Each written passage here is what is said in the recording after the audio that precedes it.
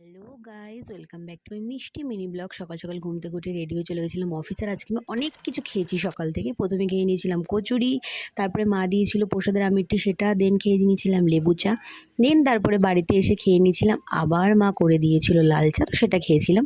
তারপরে মা আবার আমাকে দিয়েছিল আম, আমাদের পাশের বাড়ির গাছ থেকে আগের দিন আম পেড়েছিলাম, সে একটা আম দিয়েছিল, কেটে খেয়েছিলাম।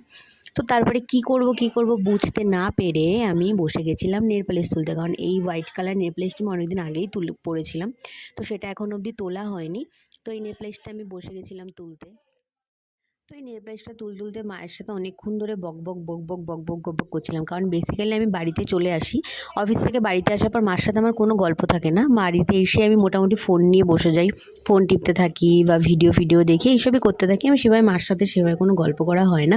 তো মা বলছে নেল পালিশ পরতে বসেছি, সেবার গল্প করা আমার সাথে। তো নেল পালিশ পরতে মার সাথে অনেক গল্প করছিলাম আর নেল পালিশগুলো তুলে নিচ্ছিলাম। আর কি